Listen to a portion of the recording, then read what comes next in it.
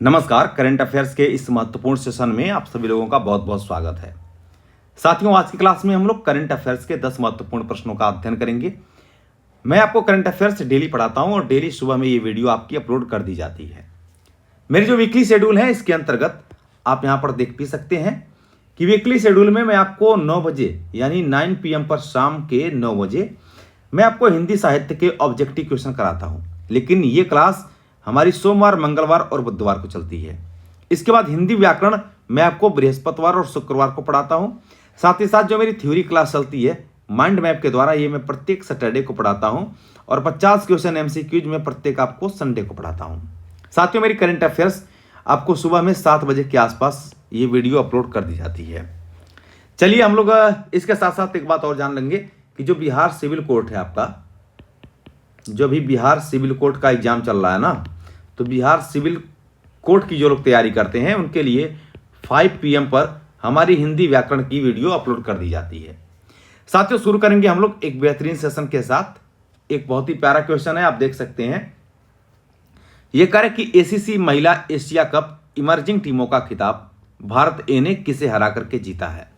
तो अभी हाल ही में ACC महिला एशिया कप इमर्जिंग टीमों का जो खिताब है वो भारत ने बांग्लादेश ए को हराया है। किसको हराया है? बांग्लादेश ए को। अगर ACC महिला एशिया कप इमर्जिंग टीम की बात करें तो इसमें कौन कौन सी टीमें सम्मिलित हैं, तो आप कह सकते हैं कि जो प्रमुख टीमें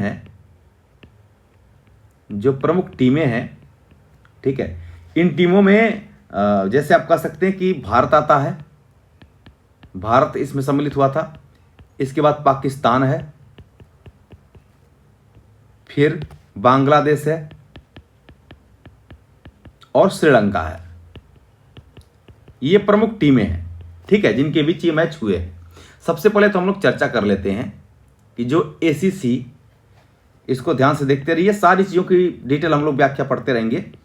जो वुमेन्स इमर्जिंग एशिया कप 2026, ठीक है। ये वर्ल्ड कप की अगर हम बात करें तो इसकी जो विजेता रहा है वो विजेता भारत रहा है। कौन रहा है? तो भारत रहा है। और भारत कौन? भारत ए रहा है। इसके बाद अगर उप विजेता की बात करते हैं प्यारे साथियों, तो इसका जो उप विजेता रहा है वो कौन रहा है? तो आप कहेंगे बांग्लादेश ए। बांग्लादेश ए इसका उप विजेता रहा है।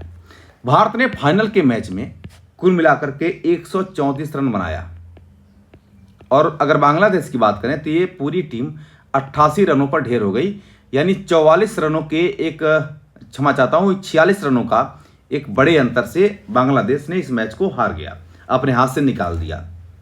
अगर हम लोग बात करें कि ये कहाँ पर मैच हुआ था, इसका स्थान कहाँ है, तो प्यारे साथियों ये मैच बैंकॉक में हुआ है। कहाँ पर हुआ? तो आप कहेंगे बैंकॉक, थाईलैंड में हुआ है। मूल रूप से यह मैच श्रीलंका में होने वाला था, ठीक है। मूल रूप से कहां पर होने वाला था? तो मूल रूप से यह श्रीलंका में होने वाला था, श्रीलंका में होना था। लेकिन हो कहां पे आया भाई? ये चला गया बैंकॉक में हो गया। अगर हम लोग ये कहें कि फाइनल मैच में जो सर्वश्रेष्ठ प्रदर्शन जो फाइनल मैच में किया है वो किस खिलाड़ी ने, तो आप कहेंगे तेजल हसबनीस। इन्होंने फाइनल मैच में बहुत अच्छा प्रदर्शन किए थे और मैन ऑफ द मैच भी इनको मिला है। आगे बढ़ेंगे हम लोग, क्वेश्चन नंबर 2 की बात करेंगे। क्वेश्चन नंबर 2 ये कह रहा है कि डॉक्टर बुदरी ताती को किस क्षेत्र में योगदान के हेतु पद्मश्री पुरस्कार से सम्मानित किया गया था। सबसे पहले तो ये जान लीजिए कि यहां पर दिया हुआ है खेल, वनवासियों की शिक्षा, विज्ञान और कला। तो जो वनवासी हैं, जो आदिवासी क्षेत्र के लोग हैं, इनके छोटे छोटे बच्चों की शिक्षा प्राप्त करने के लिए, जैसे नक्सलवादी क्षेत्रों में जो नक्सल लोग हैं ये इनको शिक्षा के लिए भाई रोकते हैं, जाने नहीं देते हैं, इनका डर है, इनका खौफ है। तो इसके लिए एक बहुत ही मजबूत कदम उठाते हुए बुदरी ताती ने इनकी शिक्षा के लिए भरसक प्रयास किया है। महिलाओं की सेवा भी इन्होंने खूब किया है। तो हम ये कह सकते हैं, थोड़ा सा बुदरी ताती के विषय में हम लोग जान लेते हैं कि बुदरी ताती है कौन। देखिए, ये है आपकी बुदरी ताती। बुदरी ताती एक इनका जो क्षेत्र है वो समाज सेवा है। समाज सेवा से जुड़ी हुई हैं और महिलाओं की सेवा और साथ ही साथ बच्चों की शिक्षा से जुड़ी हुई चीज़ों को ये कर रही हैं। निवास की अगर हम बात करें कि ये रहने वाली कहाँ की हैं, तो इसका जो निवास स्थान है साथियों, ये दांतेवाड़ा है।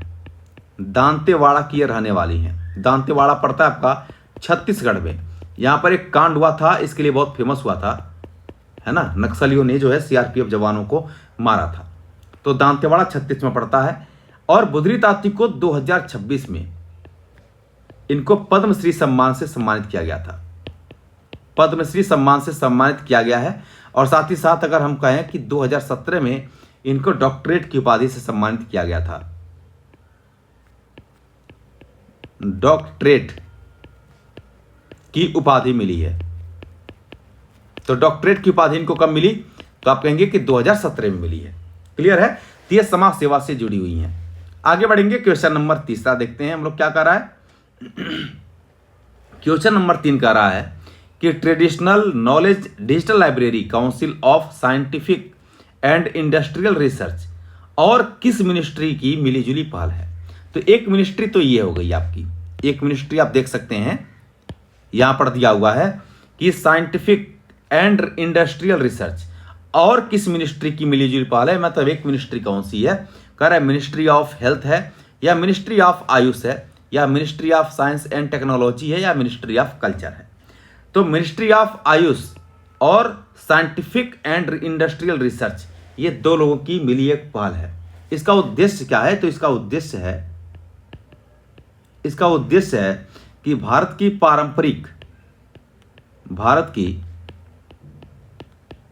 पारंपरिक चिकित्सा जो भारत की पारंपरिक चिकित्सा है, इसमें आयुर्वेद आता है आपका। इसके बाद जो ईरानी चिकित्सा मानी जाती है, ईरानी, ठीक है, तो ईरानी चिकित्सा का डिजिटल दस्तावेजीकरण करना, इसका क्या है, डिजिटल दस्तावेजीकरण करना, ये दोनों मंत्रालयों की एक पहल है। आगे बढ़ते हैं साथियों, क्वेश्चन नंबर 3 को देखते हैं। क्वेश्चन नंबर 4 होगा आपका। क्वेश्चन नंबर 4 आपका कह रहा है कि लेनाकापेविर दवा, एक दवा है जिसका नाम है कि लेनाकापेविर, जो हाल ही में खबरों में था, मुख्य रूप से किस बीमारी की रोकथाम के लिए इस्तेमाल की जाती है। पहला दिया हुआ है HIV इन्फेक्शन यानी संक्रमण है, या ट्यूबरकुलोसिस जिसको हम लोग टीबी कहते हैं। क्या कहते हैं, इसी को हम लोग टीबी कहते हैं कि टीबी हो गया, ट्यूबरकुलोसिस। इसके बाद मलेरिया दिया हुआ है और हेपेटाइटिस भी दिया हुआ है। तो ये जो आपका है लेनाकापेविर दवा, ये बेसिकली HIV इन्फेक्शन से संबंधित है। और ये क्या करता है कि जो HIV इन्फेक्शन होता है, जो संक्रमण होता है, जो वायरस का वृद्धि होती है, उस वायरस की वृद्धि को ये रोकता है। ठीक है, इस दवा का, है ना। तो इसको हाल ही में ये चर्चा में रहा है अभी। आगे बढ़ते हैं, क्वेश्चन नंबर हम लोग 5 को देखते हैं। 5 नंबर क्वेश्चन कह रहा है कि किस राज्य सरकार ने बेरोजगार युवाओं की मदद के लिए बांग्लार युवा साथी स्कीम 2026 शुरू की है। इसके नामों से ही लग रहा है कि बांग्लार यानी कहीं न कहीं बांग्लादेश, क्षमा चाहता हूं, पश्चिम बंगाल, है ना। तो पश्चिम बंगाल सरकार ने, यानी वहां पर मुख्यमंत्री कौन है भाई, ममता बनर्जी, ममता दीदी यहाँ की मुख्यमंत्री हैं। और ममता बनर्जी ने एक स्कीम शुरू किया है बंगाल के लोगों के द्वारा कि जो लोग, ध्यान रखना है कि ये जो स्कीम है साथियों, ये सबसे पहले तो जो लोग 10 पास हैं, यानी 10th जो लोग पास कर गए हैं और बेरोजगार हैं 21 साल से लेकर के 40 साल तक, इतने वर्षों तक, इतनी ईयर्स पे जिनकी आयु है, उनके लिए इन्होंने पर मंथ की व्यवस्था किया है। पर मंथ इनको पर मंथ 1500 रुपये मिलेगा। ठीक है, 15,000 रहता तो कुछ सोचा भी जाता, लेकिन कोई बात नहीं है, इनको पर मंथ 1500 रुपये दिए जाएंगे जो बेरोजगार युवा हैं। ठीक है ना। तो ये स्कीम पश्चिम बंगाल ने शुरू किया है। आगे बढ़ते हैं, क्वेश्चन नंबर हम लोग 6 की बात करेंगे। एक बहुत ही प्यारा क्वेश्चन है, क्वेश्चन नंबर 6 कह रहा है कि फरवरी 2026 में किस राज्य सरकार ने नागरिकों को ऑनलाइन शिकायतें दर्ज करने में सक्षम बनाने के लिए सीएम जन सुनवाई पोर्टल लॉन्च किया है। तो अभी हाल ही में दिल्ली सरकार ने ऐसा किया है। पहले नंबर पर दिया भी है इसका आंसर, दिल्ली सरकार ने ऐसा किया है। और दिल्ली की जो सीएम है साथियों, रेखा गुप्ता, कौन है, तो आप कहेंगे कि जो दिल्ली की सीएम है रेखा गुप्ता, इन्होंने लॉन्च किया है इस स्कीम को, इन्होंने लॉन्च किया है, एक पहल को लॉन्च किया है। ठीक है, कब इन्होंने लॉन्च किया? तो आप कहेंगे 21 फरवरी 2026 को, 2026 को। और यह शिकायतों की निगरानी के लिए एकीकृत मंच है। ठीक है, क्या है? तो जो शिकायतें होती हैं इनकी निगरानी के लिए एकीकृत मंच का आयोजन इन्होंने किया है इस पोर्टल के माध्यम से। चलिए आगे बढ़ते हैं, हम लोग आगे बढ़ेंगे, नेक्स्ट क्वेश्चन की बात करेंगे। हाल ही में खबरों में आया कॉन्टारिनिया इकार्डिफ्लोरेस, ये क्या है? कह रहे फंगल बीमारी है, या मेढक की नई प्रजाति है, जो कि मेढक की नई प्रजाति की खोज की गई है, या पारंपरिक दवा है, या ब्लॉसम मिज। देखिए ब्लॉसम मिज जो है साथियों, एक छोटी सी जो कीट होते हैं ना, मक्खी होती है, उसकी एक प्रजाति है, ये कह सकते हैं। ब्लॉसम मिज की नई खोजी गई प्रजाति है। तो आप समझेंगे ये इसका सही उत्तर डी ही हो जाएगा। ब्लॉसम मिज की नई खोजी गई एक प्रजाति मानी जाती है। सबसे पहले तो ये जानते हैं कि ब्लॉसम मिज होता क्या है। ये ब्लॉसम मिज है क्या चीज? ठीक है, तो आप कहेंगे कि एक छोटी मक्खी या कीट होती है, एक छोटी मक्खी या ये कीट होती है ना। और ये कीट बेसिकली पाया कहां गया है? तो आप कह सकते हैं कि जो महाराष्ट्र वगैरह हो गए, जो राज्य आपका महाराष्ट्र है, तमिलनाडु हो गया, इसके बगल में आपका कर्नाटक हो गया, ठीक है। इसके बगल में आंध्र प्रदेश, जो दक्षिण भारतीय राज्य है, आंध्र प्रदेश हो गया। तो इन राज्यों में जो चमेली की खेती होती है, इस चमेली की खेती को ये नुकसान पहुंचा रही हैं। ये जो मक्खी हैं, ये जो कीट हैं, ये इन चमेली की जो फसलें होती हैं इसको नुकसान पहुंचा रही हैं। और पुणे के वैज्ञानिकों ने इसकी खोज किया है। कहां के? तो आप कहेंगे कि पुणे के वैज्ञानिकों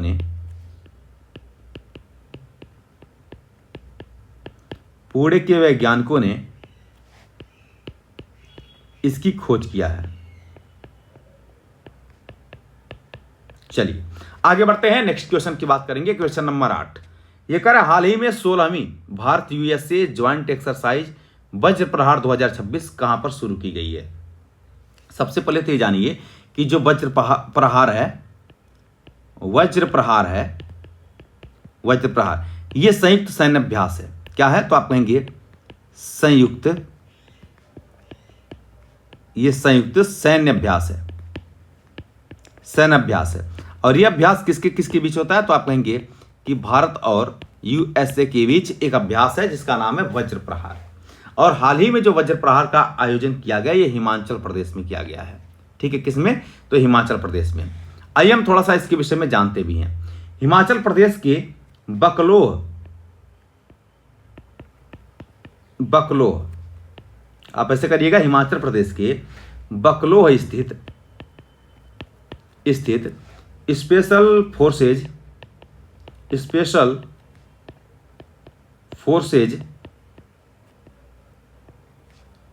ट्रेनिंग स्कूल में इसका आयोजन किया गया है। यानी वज्र प्रहार का आयोजन किया गया है। क्लियर है? अच्छा, वज्र प्रहार जो है वो इंडिया और यूएसए के बीच एक संयुक्त सैन्य अभ्यास है। ये बात हमने बता ही दिया है आपको। क्वेश्चन नंबर 9 कह रहा है कि हाल ही में प्रहार पॉलिसी और स्ट्रेटजी किसने लॉन्च किया है? तो जो प्रहार पॉलिसी और स्ट्रेटजी है ये गृह मंत्रालय ने लॉन्च किया। किसने? तो गृह मंत्रालय ने। बेसिकली प्रहार पॉलिसी है क्या चीज? तो आप कहेंगे कि यह भारत की एक आतंकवादी विरोधी नीति है। आप इसको समझ लेंगे, वैसे मैं बोल देता हूं, लिख नहीं पाऊंगा। तो भारत की जो आतंकवादी विरोधी नीति है, जो कि साइबर हमलों, ड्रोन खतरों, कौन से? तो साइबर हमलों, ड्रोन खतरों, ठीक है, ड्रोन खतरों जैसे जो आधुनिक चुनौतियां हैं, इससे निपटने के लिए इन्होंने जीरो टॉलरेंस दृष्टिकोण पर एक केंद्रित है। क्लियर है? आगे बढ़ेंगे साथियों, नेक्स्ट क्वेश्चन की बात करेंगे। क्वेश्चन नंबर 10 ये आज की क्लास का अंतिम क्वेश्चन है। लेकिन मैं आपको एक बात बता देता हूं कि कमेंट बॉक्स में आप जरूर लिख करके बताना कि आपको ये क्लास कैसी लगी। हाल ही में संविधान के किस आर्टिकल के तहत यूनियन कैबिनेट ने केरल के नए नाम की मंजूरी दी है? हालांकि इस क्वेश्चन को दूसरे रूपों में घुमा करके मैंने करवाया भी है। पहला दिया है आर्टिकल 1, आर्टिकल 3, आर्टिकल 21 या आर्टिकल 356। तो आर्टिकल 3 के तहत अभी जो संविधान आपका यूनियन कैबिनेट है, इन्होंने केरल के नए नाम की मंजूरी दे दी है और इन्होंने केरल के नए नाम जो हैं वो केरलम रखने का प्रस्ताव किया है। केरलम, ठीक है, तो इन्होंने केरलम रखने का प्रस्ताव दे दिया है। और किस आर्टिकल के तहत? तो आर्टिकल 3 के तहत। साथियों, करंट अफेयर्स के इसी तरह से 10 महत्वपूर्ण प्रश्नों के साथ हमारी वीडियो लगातार देखा करिए, कमेंट किया करिए, और भी आपको क्या क्या करंट अफेयर्स में पढ़ाना है, किन किन एग्जाम के लिए कारगर है, आप जरूर कमेंट करके बताना। आज के लिए इतना ही। बहुत बहुत धन्यवाद। Thank you very much.